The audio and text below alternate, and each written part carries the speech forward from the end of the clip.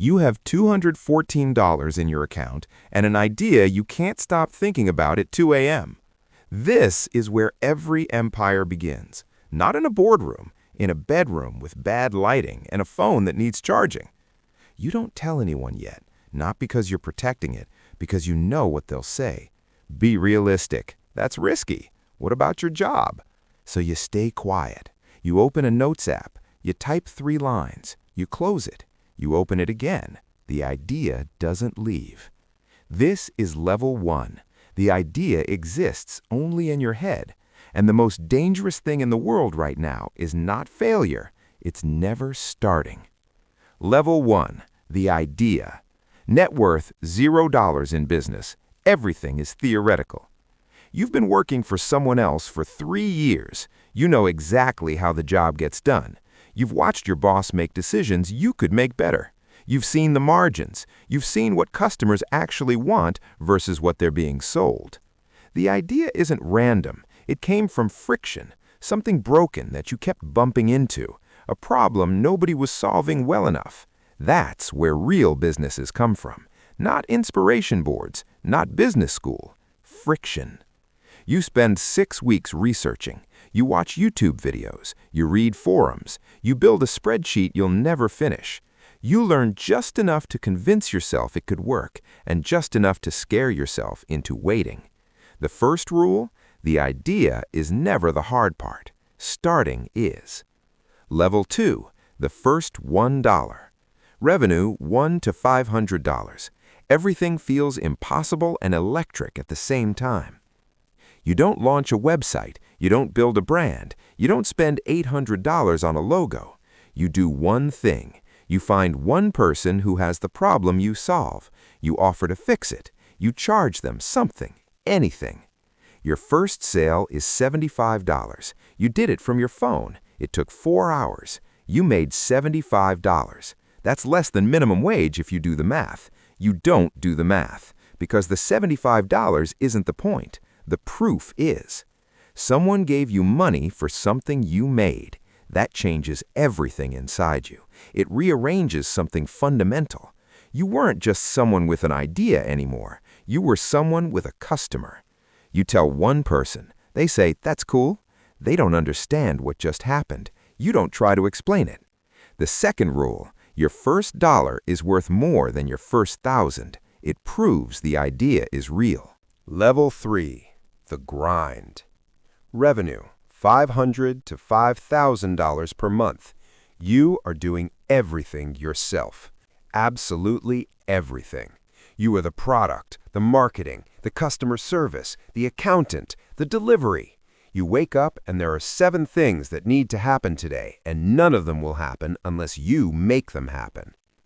You're still working your regular job, you take calls during lunch, you answer emails at 10 p.m., you build the website on Sunday, you learn Canva, you learn enough about taxes to be dangerous. You get your first bad review and it sits in your chest for 3 days. The money coming in doesn't feel like profit yet. It goes straight back into the business. New equipment, a domain name, a software subscription, an ad you're not sure worked. You are building something and pouring everything you have into the foundation, and the foundation is still just dirt. But something else is happening. You're getting better. Every week you know something you didn't know last week. Every customer teaches you something the spreadsheet never could. The business is rough. You are becoming sharp. You cross $2,000 in a month. You don't celebrate. You think about the $3,000 you need next month. Level 4. The crisis. Revenue inconsistent. Confidence lower than it's ever been. It doesn't grow in a straight line. Nobody tells you this clearly enough. There's a month where everything works, then a month where nothing does. A client cancels, a product doesn't move, an ad burns $400 and brings nothing. You stare at your bank account doing the same math you did before you started, except now the business debt is in the mix too. You think about quitting, not dramatically, quietly. You think, maybe this was stupid.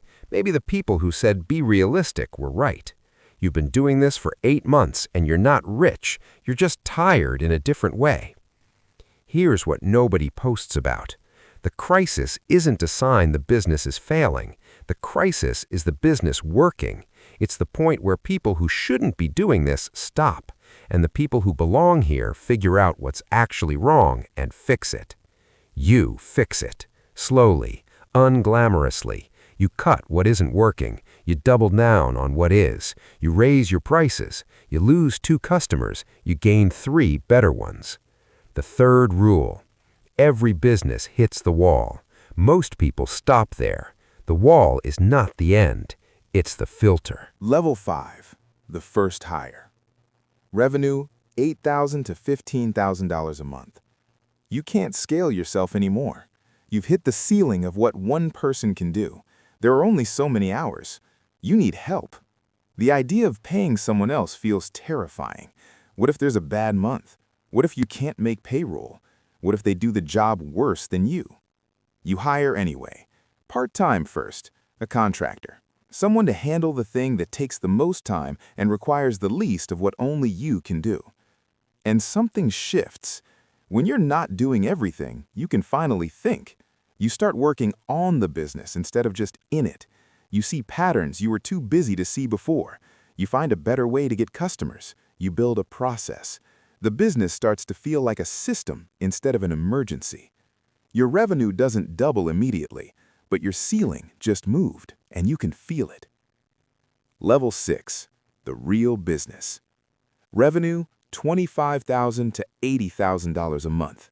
This is no longer a side project.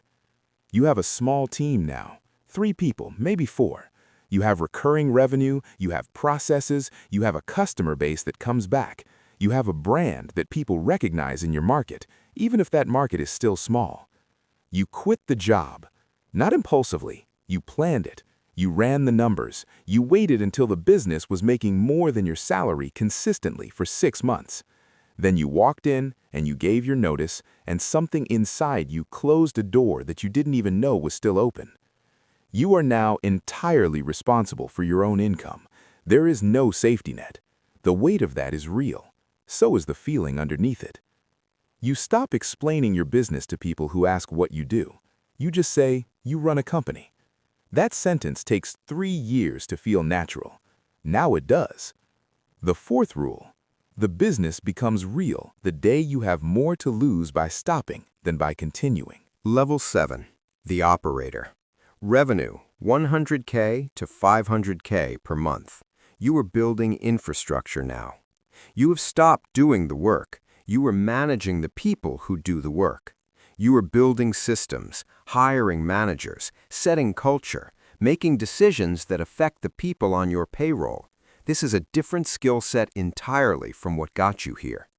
The thing that made you great at level 1, doing everything yourself, is now the thing holding you back. You have to let go of control, of perfection, of the way you would have done it.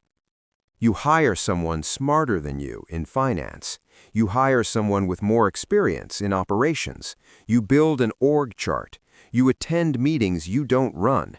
You review reports instead of writing them. Your revenue clears $200,000 in a single month. You look at the number. You think about the $75 first sale. The distance between those 2 moments is not mostly money. It's mostly who you had to become to get from one to the other. Level 8, the empire. Revenue, millions. The machine runs without you. You walk into the office and the business is already moving. Decisions are being made. Problems are being solved. Customers are being served. You didn't start any of it today.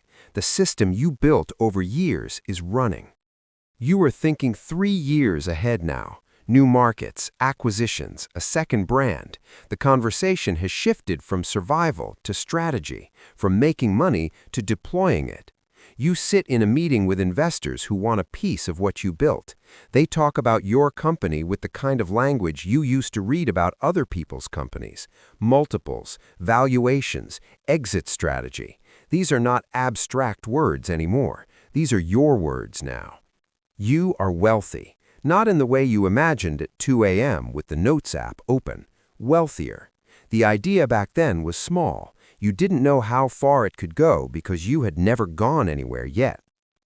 The fifth rule: the empire was always in the idea. You just had to be willing to stay long enough to find it.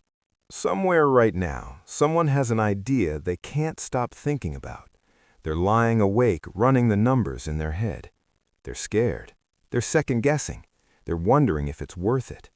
They don't know yet what it costs, not in money, in time, in versions of yourself you'll have to leave behind to become the version that builds something real.